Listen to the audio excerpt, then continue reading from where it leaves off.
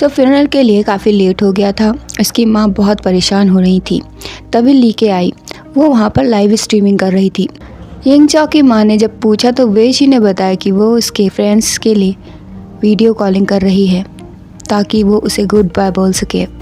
इसके बाद फ्यूनरल किया गया। वेई जी ने कहा कि उसकी मौत के बाद वो खुद को बदलेगी। तभी एमी आई और वो गुस्से में थी और उसे गालियाँ दे रही थी। यिंग चाओ की माँ झल्ला ही गई थी। तभी यूनुन वहाँ आई। पहले तो उसे देखकर यिंग चाओ की माँ चौंक गई कि वो कौन है। यूनुन ने उसे अपने बारे में सब कुछ बताया और गले लगाया। इसके बाद वो चिल्लाने लगी क्योंकि उसने यूनुन की वीडियो को पोस्ट कर दिया था। उसने एस पॉट को फोड़ दिया और पानी डाल दिया। जब यिंग चाओ की माँ ने देखा तो पता चला कि ये तो आटा था। यिंग चाओ मरा नहीं था बल्कि उसे बांध कर रखा गया था। सो ये सारा प्लान वेई जी और उसके दोस्तों का था। प्रेजेंट में जब यिंग चाओ आया तो उसकी माँ को लगा कि वो मेंगची है।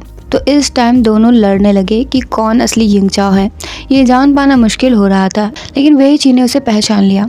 जैसे ही वेई जी ने उसे पहचाना, मेंगची ने वेई जी का हाथ पकड़ा और साथ ले जाने लगा। तभी यिंग चाओ ने उसे पकड़ लिया। दोनों में लपटा लपटी हो रही थी। फ्लैशबैक में दिखाया गया कि वेई जी और लीके दोनों न्यू पैलेस पर गए थे। तो लीके ने क्लोन को गायब करने का तरीका पता किया था। तभी वेई जी ने असली मिरर खोल दिया। मेंगची ने वेई जी को उसका वादा याद दिलाया, लेकिन वो सब नाटक कर रही थी।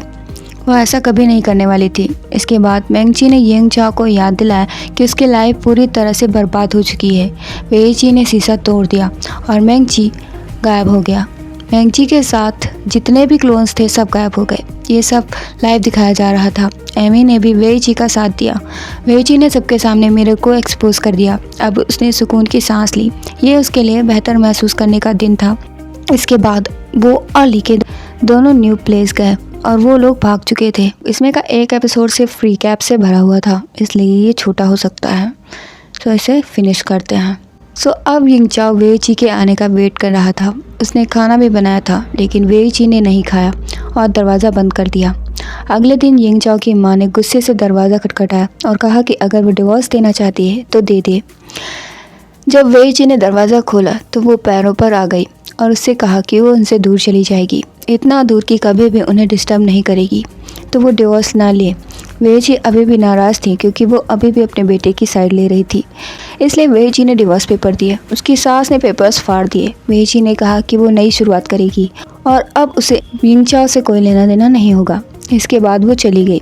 अगले दिन यिंग चाओ के सारे जॉब एप्लीकेशंस रिजेक्ट होने लगे। उसने जब कॉल किया तो कोई भी उसे रखने के लिए तैयार नहीं था क्योंकि वो पूरी तरह से बदनाम हो चुका था। इसके बाद वो अपने ऑफिस गया, लेकिन उसे वहाँ से भी भगा दिया गया। उसने अपने फ्रेंड को कॉल किया, लेकिन वो उससे नाराज़ था क्योंकि वो शादी में फंस गया था।